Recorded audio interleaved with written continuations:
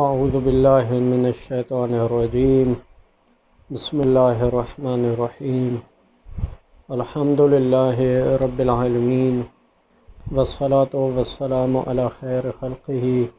محمد وآلہ الطیبین الطاہرین واللعنۃ الدائمۃ علی اعدائہم اجمعین اما بعد۔ قال المصنف الامر الرابع لا يكاد يمكن ان يؤخذ القطع بحكم في موضوع نفس هذا الحكم للزوم الدور۔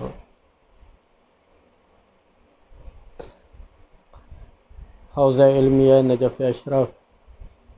میں طلاب کرام کے لیے جو امتحان ہو رہا ہے کفایت الاصول کا،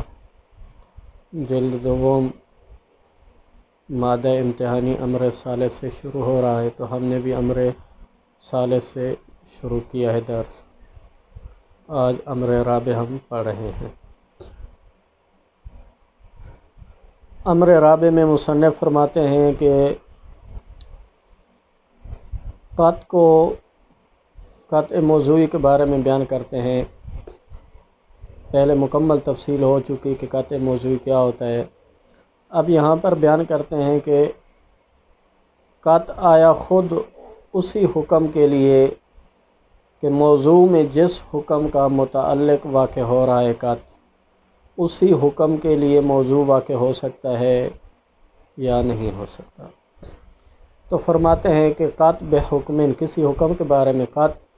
مثلا اذا قطعت بوجوب الجمعۃ، یہاں پر وجوب جمعہ کے بارے میں قطع ہے،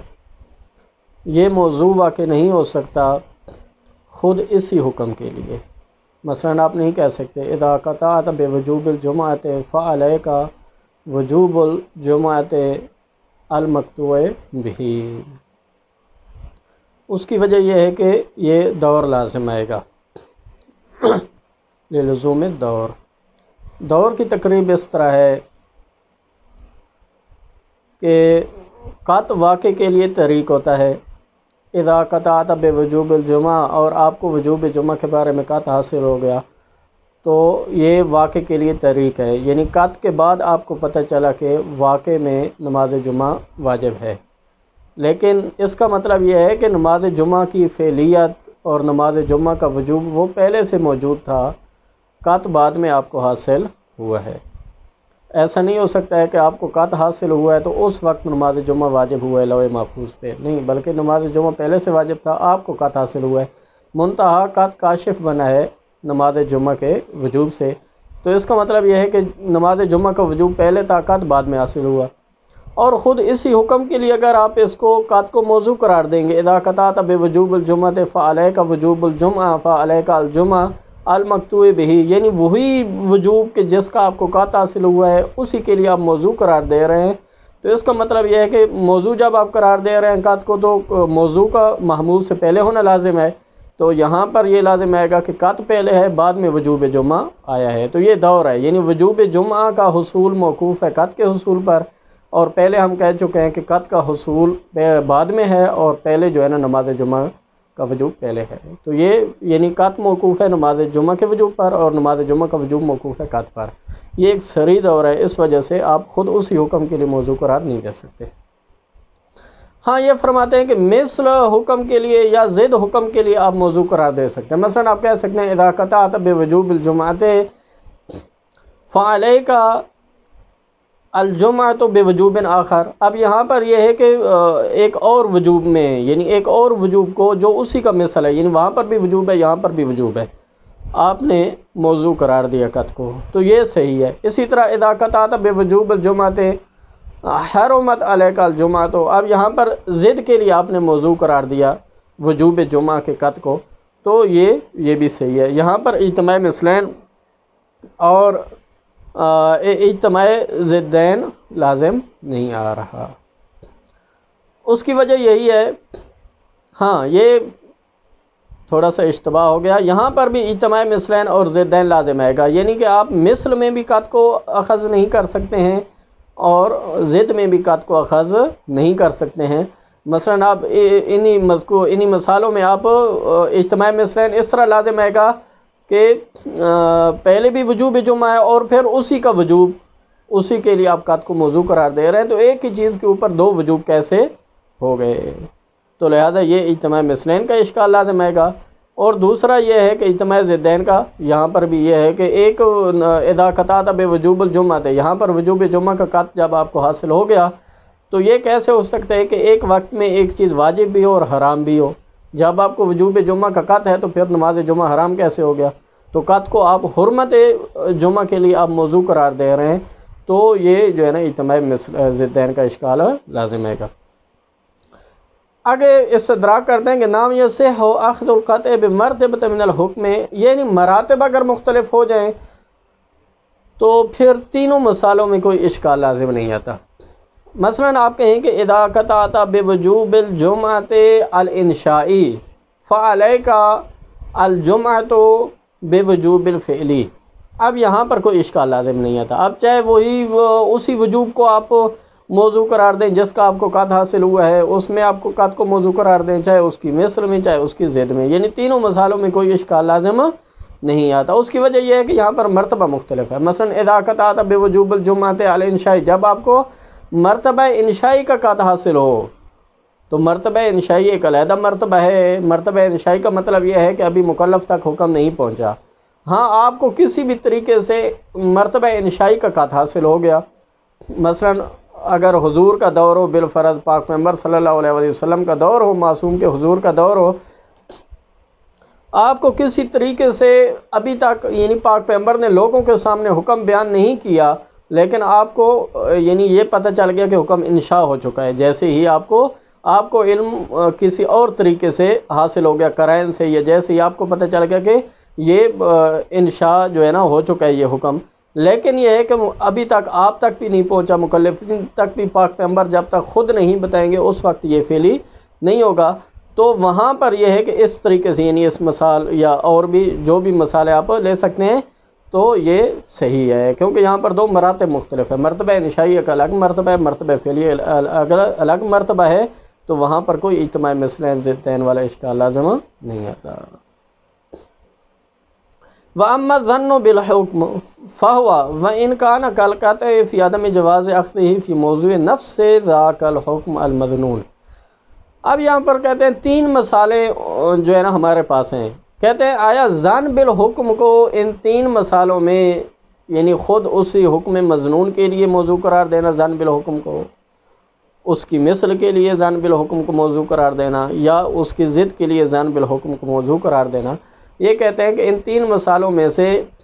پہلی مثال میں جو ہے نا یہ قط کی مانند ہے ظن بالحکم، یعنی جس طرح قط کو حکم مکتوب ہی کے لیے آپ موضوع قرار نہیں دے سکتے، اسی طرح ظن کو بالحکم کو بھی حکم مظنون بھی کے لیے آپ موضوع قرار نہیں دے سکتے۔ اور یہاں پر بھی اشکال وہی ہے جو وہاں پر یعنی اشکال دور یہاں پر لازم آتا ہے۔ مثلا جب آپ کہیں گے اذا ظننت بوجوب الجمعۃ فعلیک الجمعۃ المظنون بہ، اگر آپ کو نماز جمعہ کے وجوب کا ظن ہو گیا تو نماز جو حکم مظنون ہے تو اس وقت یہ ہے کہ جسی کا آپ کو ظن ہوا ہے اسی کے لیے پھر وہی آپ کے لیے وہ واجب ہے،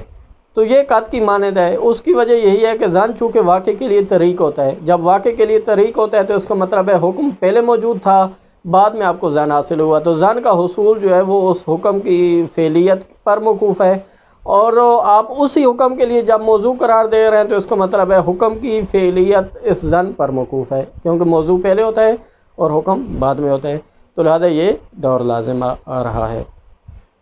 لیکن کہتے ہیں دوسری دو مثالوں میں جب آپ مثل کے لیے یا ضد کے لیے جب آپ موضوع قرار دیں گے تو اجتماع مثلین یا اجتماع ضدین والا اشکال لازم نہیں آئے گا۔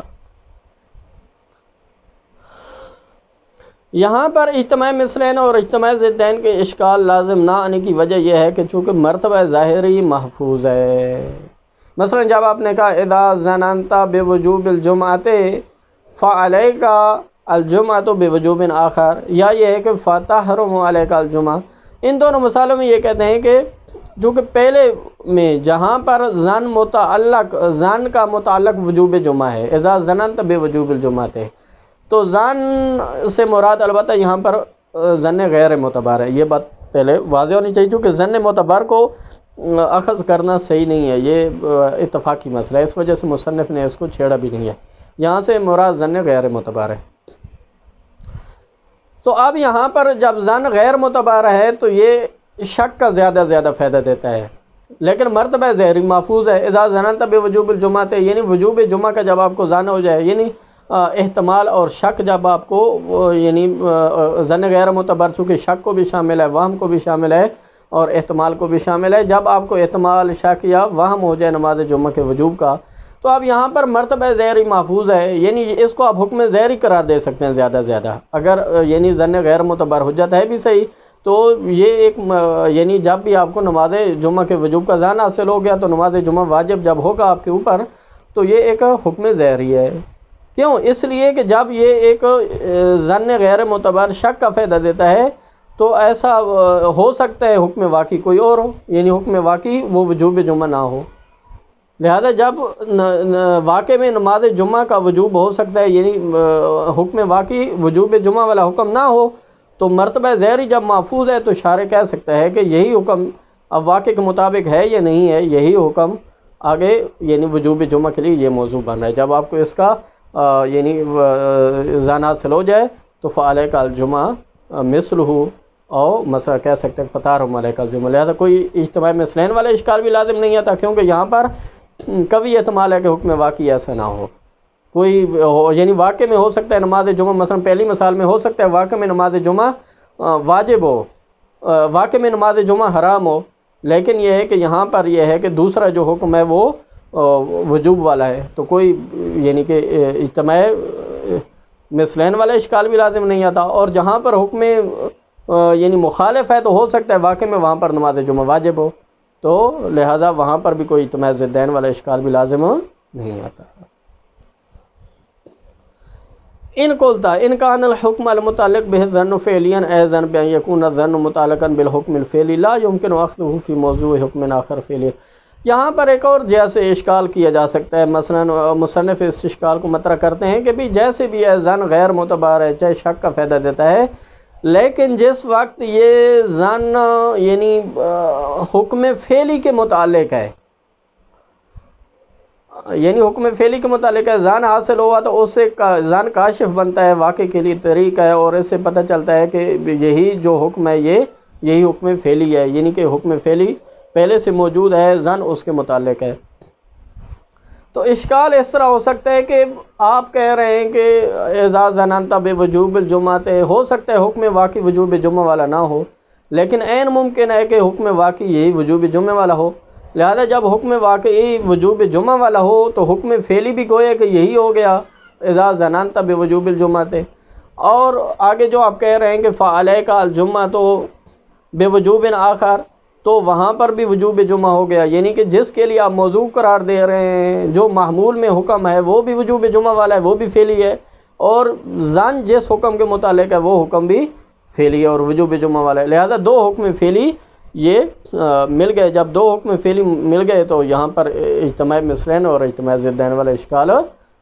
جو ہے نا وہ لازم آتا ہے۔ کیسے آپ کہہ سکتے ہیں کہ یہ اشکال لازم نہیں آتا؟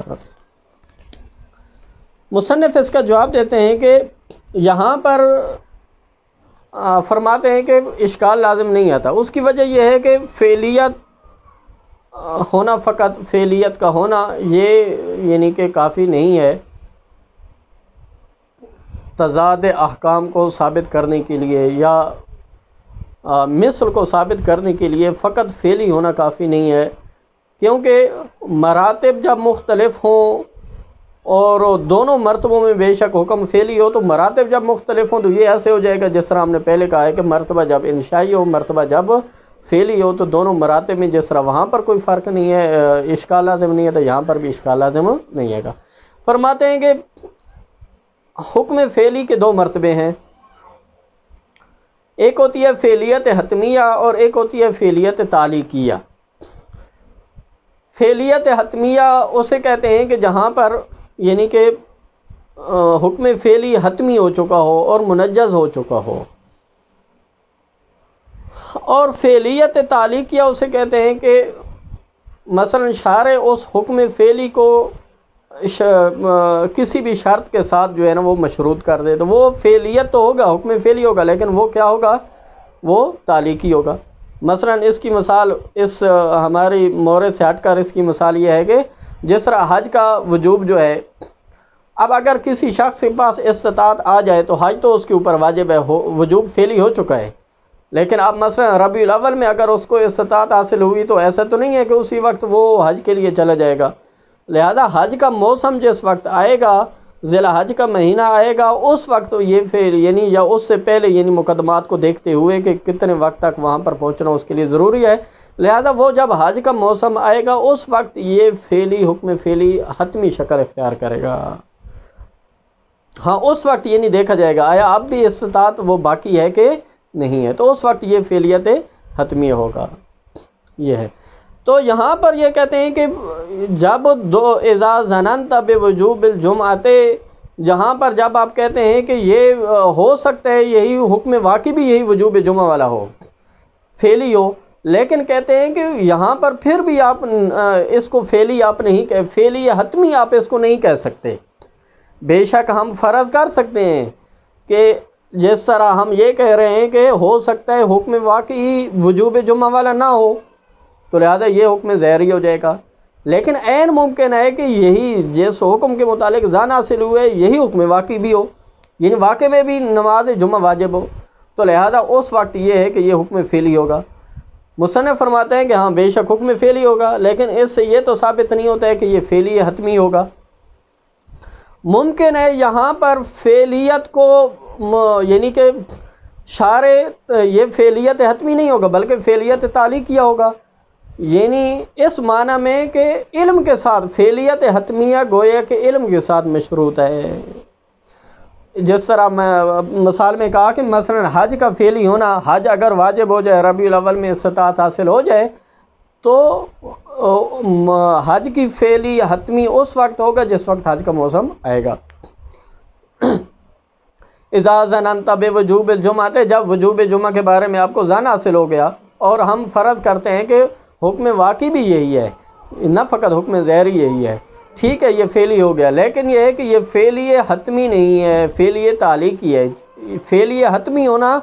علم اور قطع کے ساتھ مشروط ہے، یعنی اس طرح ہے کہ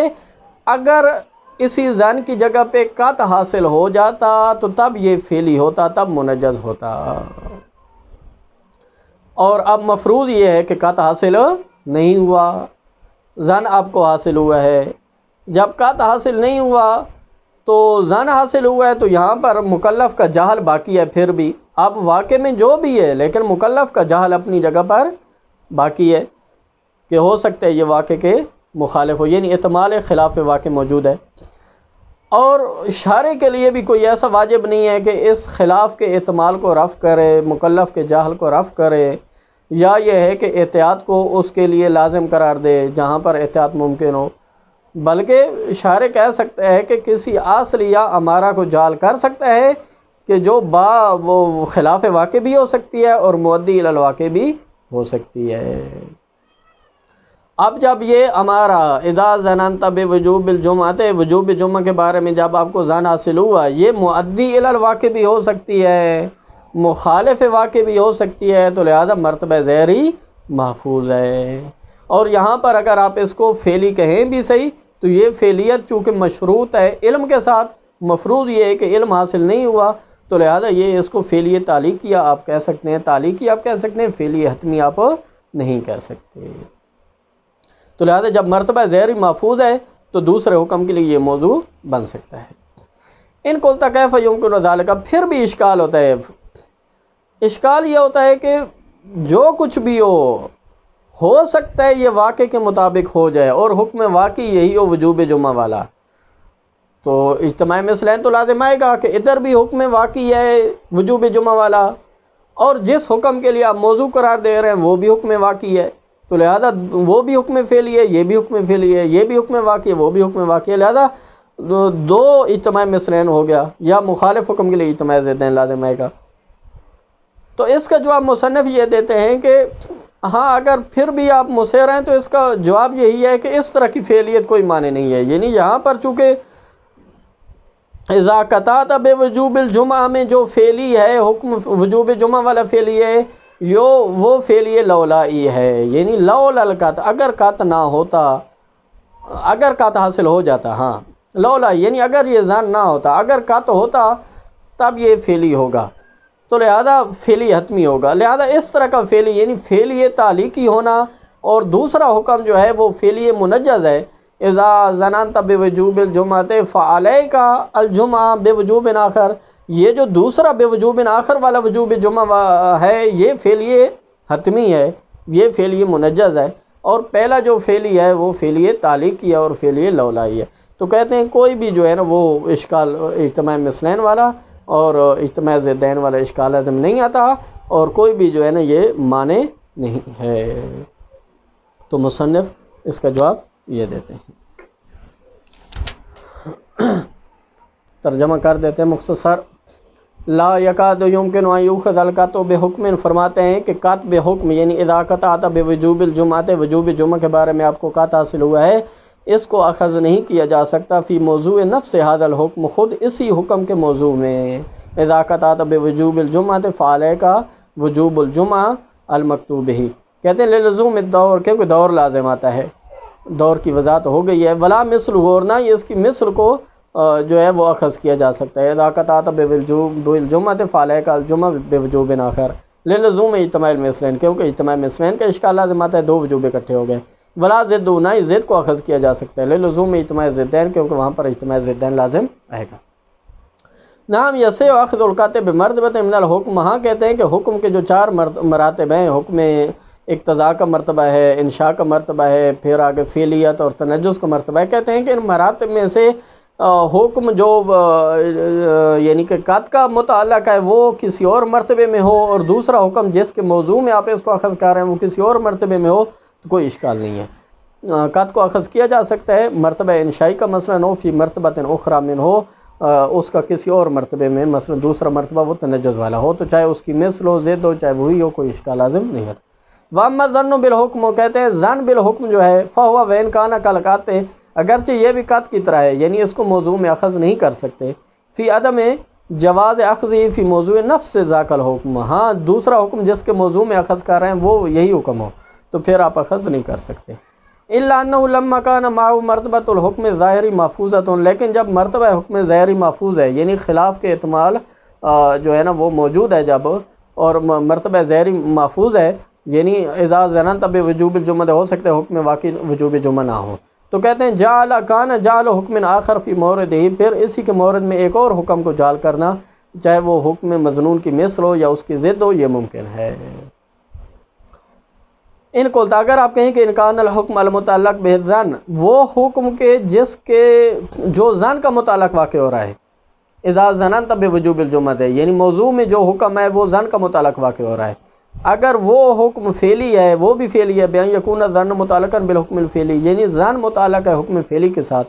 لا یمکن اخذ فی موضوع حکم فعلی آخر، تو دوسرا حکم جو ہے فعلیک الجمعہ، تو یہ بھی فعلی ہے، تو لہذا دوسرے فعلی حکم کے موضوع میں اس کو کیسے اخذ کیا جا سکتا ہے، یہ ممکن نہیں ہے، لہذا اجتماع مثلین یا ضدین والا اشکال لازم آئے گا، تو یہ صحیح نہیں ہے۔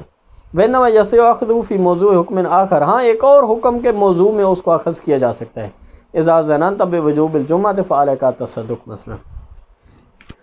تو مصنف فرماتے ہیں کہ یمکن ان یکون الحکم فعلیا، یہاں پر فعلی کی دو قسمیں، فعلی حتمیہ ہوتی ہے، فعلی تعلیقیہ ہوتی ہے، یہاں پر جو ہے اذا ظننت بوجوب الجمعہ، یہ جو وجوب جمعہ جو ظن کا متعلق واقع ہو رہا ہے، یہ جو فعلی ہے، یہ فعلی اس معنی میں ہے کہ اس کی فعلیت مشروط ہے قطع کے ساتھ، یعنی بمعنی انہ لو تعلق بالقطع، یعنی اگر قطع حاصل ہو جاتا ہے اسی ظن کی جگہ پر آپ کو، تو پھر وہ منجز ہوتا اور واستحق علی مخالفت یا عقوبت، اور مکلف اس کی مخالفت پر عقوبت کا مستحق ہوتا، تو وہ فعلیت مطلوب ہے۔ وما ذالک، جبکہ صورت حال ایسی ہے کہ آپ کو قطع حاصل نہیں ہوگا، تو کہتے ہیں لا یجب علی الحاکم دفع عذر المکلف برفع جعلی، اور